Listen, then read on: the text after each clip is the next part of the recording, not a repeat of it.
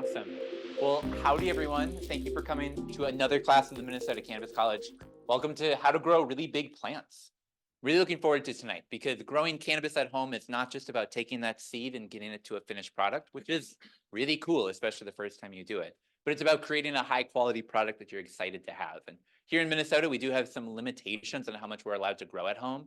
I get to be the guy to say all the legal disclaimers at the beginning, so then these guys don't have to worry about it. But here in Minnesota, you can grow at home. We can only have 4 plants flowering at a single time, 8 plants total, and you're technically only allowed to have 2 pounds of flower per person in your adult home. So you have 2 people there, you can have 4 pounds of flower maximum, but technically only 2 pounds of that is yours, 2 pounds of that is the other person's. So just wanted to throw those quick caveats in there because we're going to talk about growing really big plants. And as we know, cannabis is a plant that doesn't just follow the laws and say, hey, we're at 2 pounds, I'm done growing now. So we're going to be talking a lot about growing big plants tonight. And it's important that you guys use big choices and make sure that you follow the laws. And we're here just to tell you how to grow big plants. So I'm really excited to be able to hand it off to people that know a lot more about growing than I do. Matt, Robidou, and Dr. Dabbs are going to be taking over tonight's class, and I'm super excited for them to jump in. We are going to have a Q&A session at the end, so we are going to ask that you hold your questions until the end, just so that way we're able to get everyone's questions, but also people on the live stream can hear those questions as well. So with that being said, we're going to go ahead and jump in. So Matt, Dr. Dabbs, here you go.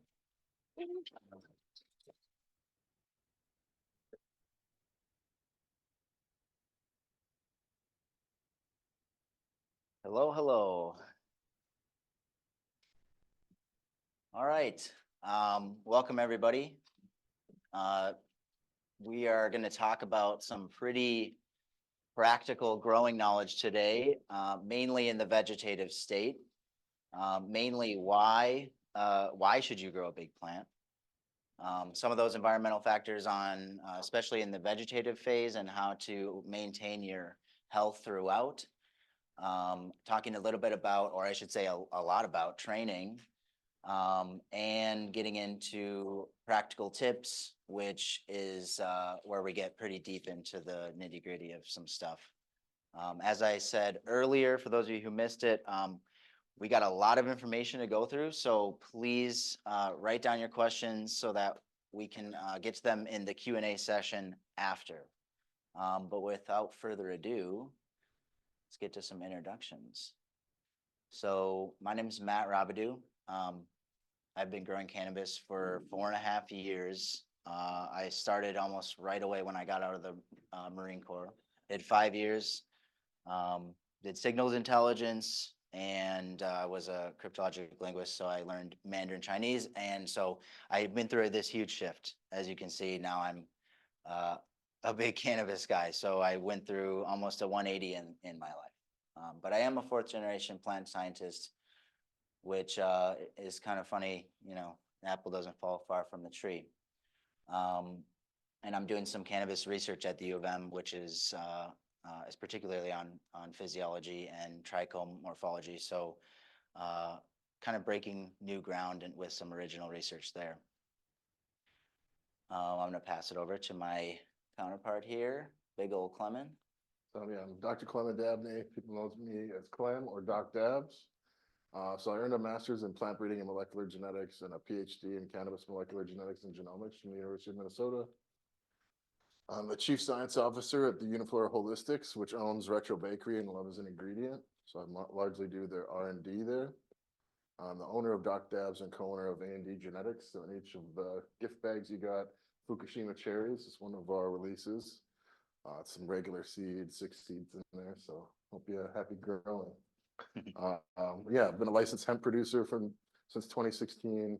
I helped Red Lake set up their medical cannabis program, which is now an adult use producing company. Yeah, so I guess I've been growing cannabis since I was 16, down by the Minnesota River Valley. So I've been very passionate about cannabis for most of my life. So why should you grow a big plant? What's the point? One of the biggest benefits happens to be legal, and that is to maximize your plant count efficiency. If you have one massive plant, that can accommodate for what 4 plants at a smaller scale could produce. You can really maximize your yields and you know, as Tanner said, maintain that legal limit. And you know, you really can utilize the space that you have. I don't have, I've grown in a 5x5 tent my entire time. Actually started without a tent, but that's all I have.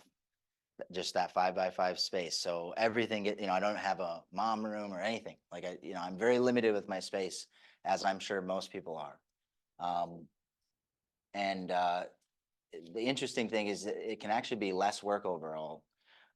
You would think that that one massive plant would require more work, but in particular to the watering and defoliation, you can, you know, you're taking care of one organism versus 4, and you know, each plant is essentially its own completely independent being. So they're all going to respond differently, even if they're the same genetics. And so keeping it within one plant it just yields less issues. Lower cost, less nutrients used, less soil used, and easier to track. Once again, you're talking about one thing versus I've done up to 13 plants at once, which was just a mess. So yeah. I think that's supposed to say better bud quality. Yeah, not bugs. But yeah, so this. I don't want bugs. This right here is a 10x10 tent in a house that A&D Genetics rents. So we kind of, I guess, are growing 4 plants. So each one of these plants has its own light, its own circulation fan. So yeah, we're just trying to maximize the amount of, I guess, grams per square foot on a single plant.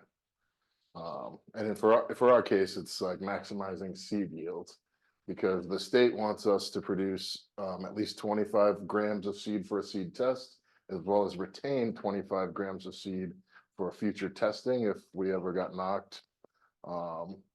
So that's 50 grams. A seed probably weighs 0.01 gram. You know, I guess we sell our seeds. MSRP is $30 for 6 seeds. So you start doing the math on that. It's a significant amount of seed you have to send for testing as well as retain.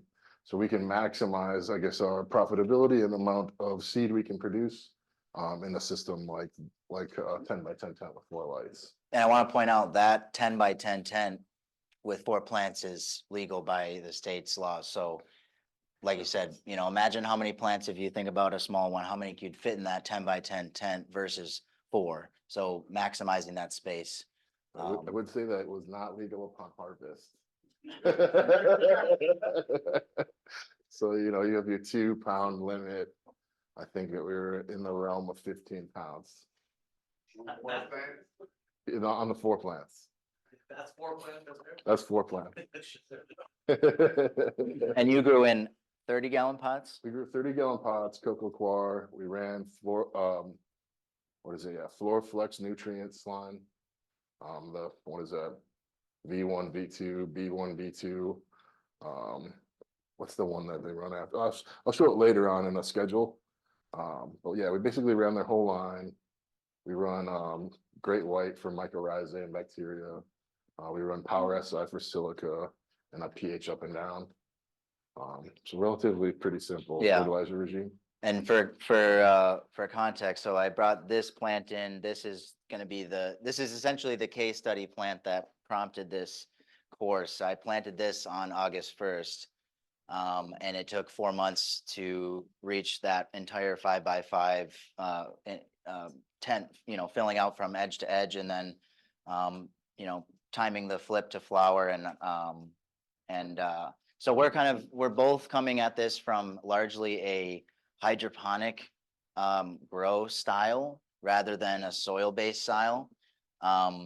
And we'll get into why that is, but just for the context of this class, we're kind of a vast majority of the information is from a cocoa approach. So yeah.